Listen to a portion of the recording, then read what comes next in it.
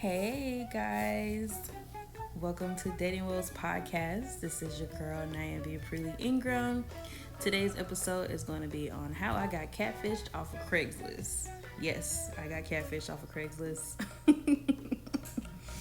Crazy episode, but without further ado, I'm going to get into it. So, this episode starts when I was living in Nashville, and this is before Tinder. This is when I think Plenty of Fish was like really the only dating application that was available for people to use, and also people were using Craigslist to find dates, basically for online dating purposes, because Twitter, Facebook, all those things, people were on them, but people weren't really trying to hook up for real. So Craigslist, you could place an ad like, hey, I'm looking for so and so. If you had a misconnection, you go to the misconnection site and you'd be like, hey, I saw you at this place, I thought you were really interested, if you were there, why don't you hit me up, I'd love to talk to you. So it was pretty cool. It's pretty decent. Now, of course, Craigslist was also kind of shady too on spam and other things that were going on as well, and people were trying to post jobs that weren't real. I mean, it had its pros and cons basically, but for the most part, you can actually find somebody on there who was like-minded and wanted to do some of the same things that you wanted to do. So this was during my stage of I was not say loneliness, but I was really just dating. I wasn't really trying to be in a full-term relationship with anybody. So I placed the ad, I think I was in my 20s. I probably was 23, 24 or something, 23, 24, black female looking for educated, professional black guy, need to be tall or something. I've had, my ads used to be very spot on what I wanted. I wasn't trying to accept anything basically because I knew what kind of man I wanted. So put on there must be 6 feet tall, all kind of things I would put on there because I was very specific of what I wanted. So this particular day, it was during the week, and I remember I was off and I was at home, and I think this is when I was living, I think I was either living in Hermitage, Tennessee, or I was living near downtown Nashville. Can't remember the two. I think I was more or less living in Hermitage, I think. So excuse me. So I was on the Craigslist ad, and you can see the responses, and I got an email response from a guy, and he sent a picture. It was hey, you're really beautiful, you seem like my type, I would love to get to know you better, here's my phone number, call me anytime. And I was saw the picture. He was a very attractive guy, he was very good looking, I was oh, he's good looking, okay. Claimed he was college educated, had a professional job, he said he had no kids, he wasn't married. So I was okay, this seems kind of cool. Let me see what this guy's talking about. So I called him on the phone, and it was during the day, and he was hey, I'm about to go on my lunch break. I would love to talk to you during my lunch.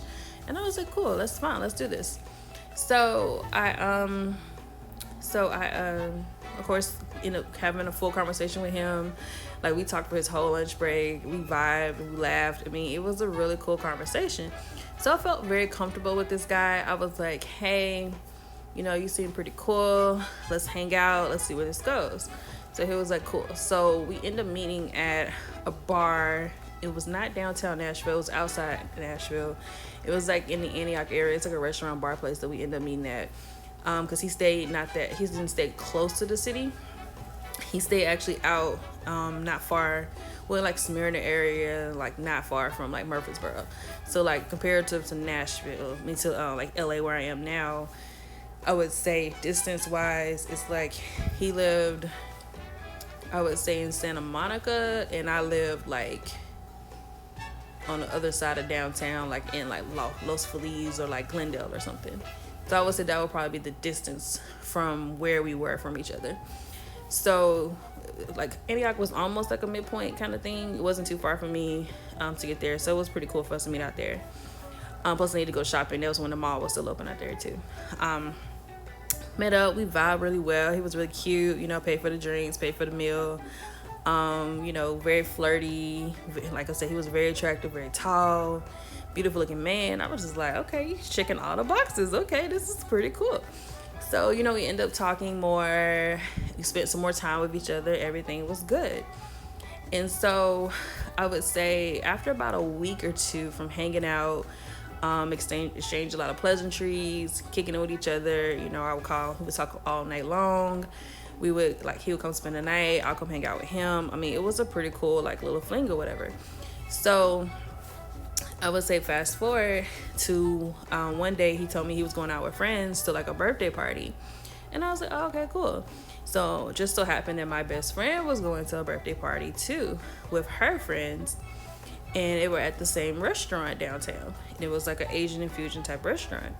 So I was like talking to my friend, and he was saying that he was there with a couple of his homeboys. They were celebrating a birthday, doing sake shots and stuff.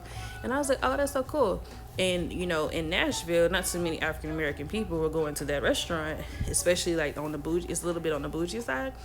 So I was like, well, I asked my best friend, I was like, hey, this guy said he was there too with his friends. Do you remember seeing a table with a guy?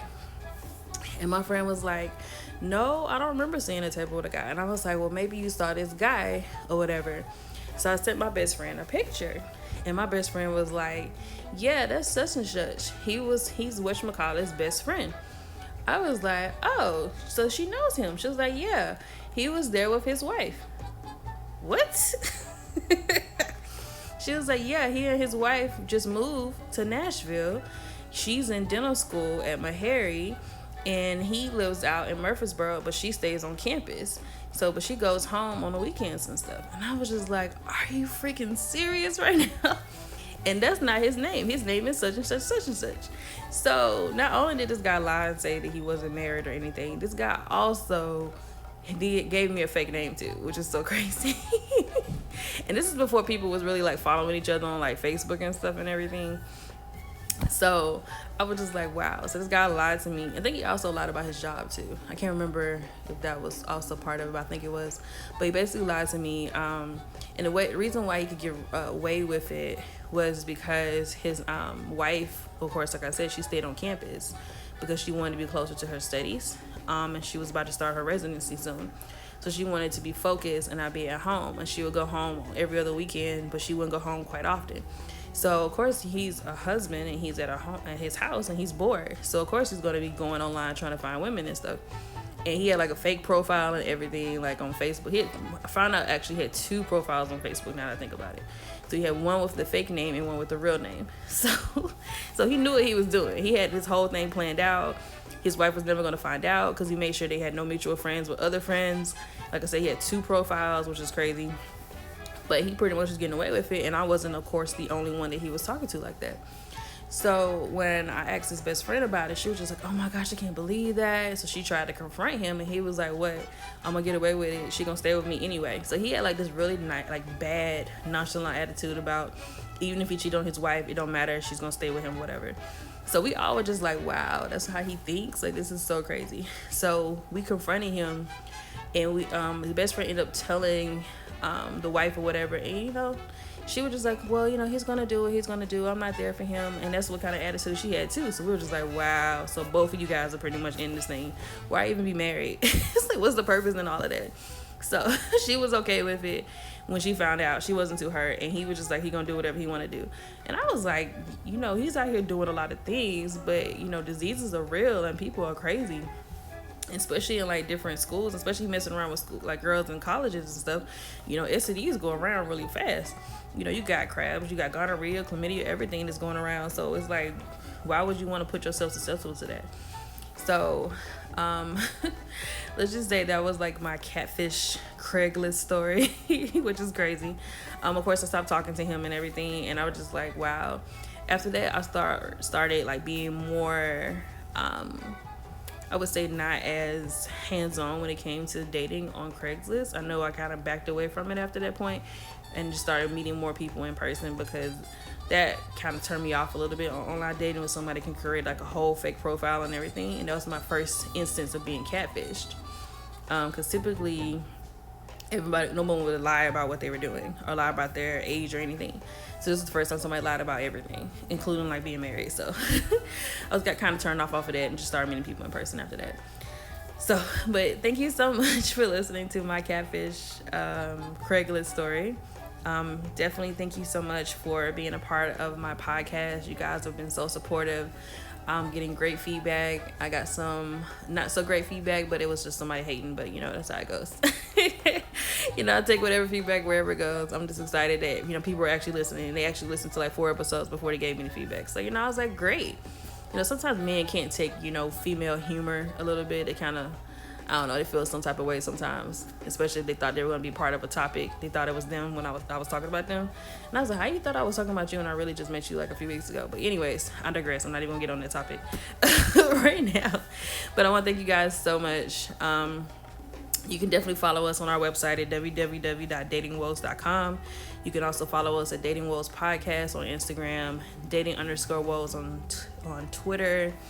Anything else, you can Google Dating Woes. I come right up on Google now, which is amazing. You also can follow me personally. I'm Niambi the Great. You can go to my website at www.niambithegreat.com. If you have any questions about booking or scheduling me, you can definitely go to my production website. It's She Is Productions, or you can email us at info@sheisproductions.com. Thank you again so much, guys, for being such an amazing audience. I hope you all have a great and wonderful, blessed-filled day. And if you have any other questions, definitely hit me up. Thanks so much. Peace.